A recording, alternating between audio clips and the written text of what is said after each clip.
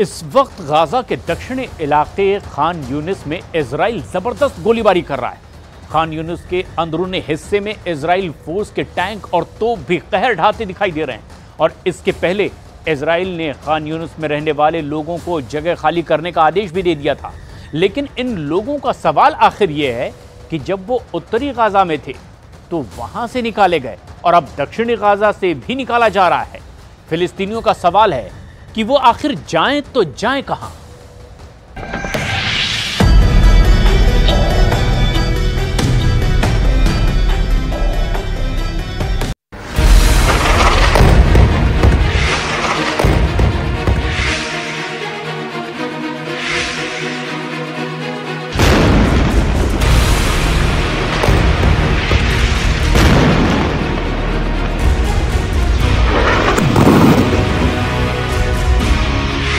उत्तरी गाजा खाली करो, गाजा खाली करो, मध्य गाजा खाली करो, खान यूनिस खाली करो, रफा खाली करो।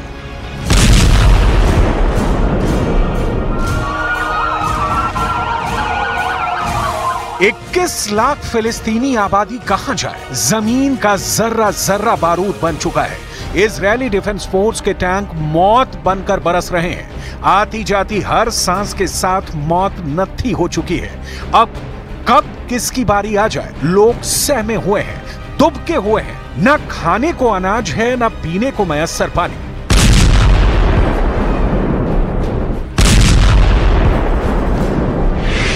हम मरना चाहते हैं, लेकिन हम जीना जारी रखते हैं। हम थक चुके हैं, आगे नहीं बढ़ पा रहे हैं।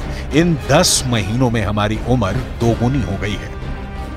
आफत और बेबसी 21 लाख फिलिस्तीनियों का गला घोट रही है, जो इजरायली हमले में मारे गए हैं, जो मलबे के नीचे दफन हो गए और जो बच गए। तीनों के बीच फर्क करना मुश्किल हो गया है।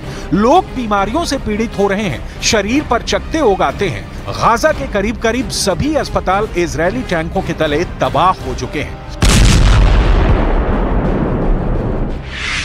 अब फिर से इजरायली डिफेंस फोर्स का फरमान हुआ है, खान यूनिस खाली करो।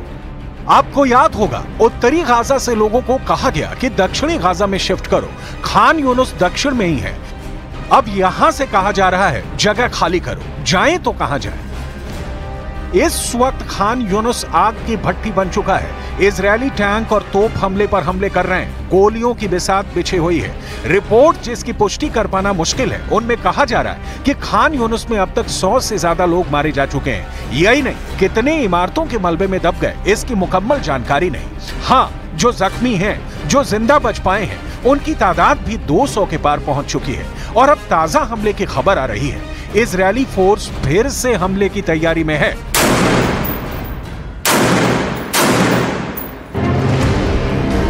इस बीच इजरायली डिफेंस फोर्स ने सेंट्रल गाजा में जबरदस्त अटैक किया है, जिसमें 30 लोगों की मौत हो गई है, जिसमें बच्चे भी शामिल हैं। खान यूनिस के हमले में 30 लोग मारे गए हैं। अब इजरायली फोर्स का कहना है कि खान यूनिस में ताजा हमले करने जा रही है, जिसमें मुआसी का वो इलाका भी शामिल है जहां विस्थापित लोगों को बसाया गया है। यूएन की एक रिपोर्ट के मुताबिक पिछले 4 दिनों में खान यूनिस से करीब 1,80,000 लोग विस्थापित हो चुके हैं। दर बदर फिलिस्तीनियों के लिए कोई भी जगह महफूज नहीं। यूएन और दुनिया की तमाम संस्थानों की बार बार अपील के बावजूद इजरायली फोर्स क्रूरतम हमले कर रही है।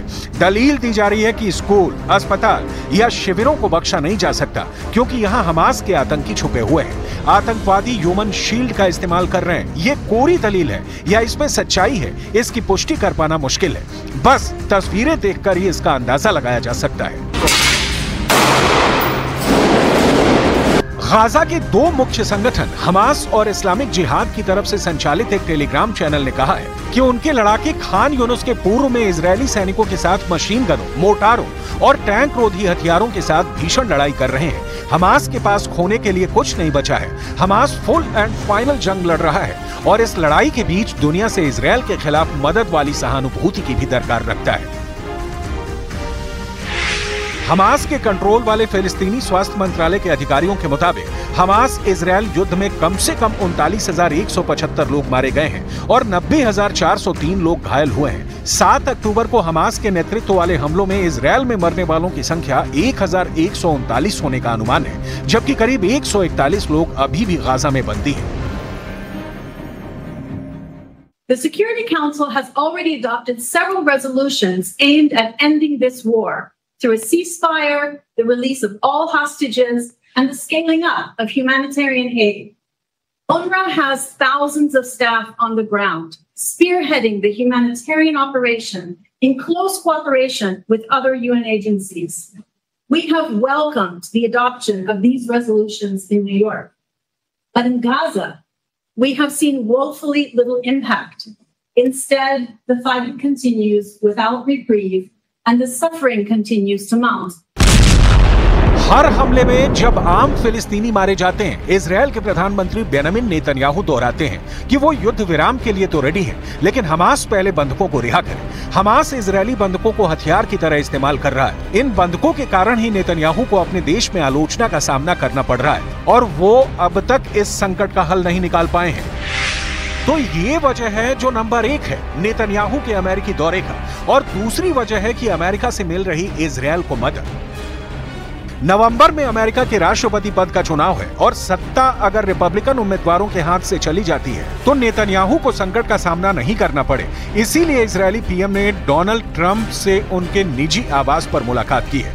ट्रंप पहले ही बयान दे चुके हैं कि इजरायल को हर संभव वो मदद करेंगे, लेकिन ये बात गौर करने वाली है कि ये ट्रंप ने ये भी कहा है कि वो इस संकट को सुलझाएंगे। संकट सुलझाने का सीधा मतलब है हमास की भी सुनी जाएगी, उन फिलिस्तीनियों की भी सुनी जाएगी जो इजरायली बम बारूद और गोली का शिकार हो रहे हैं।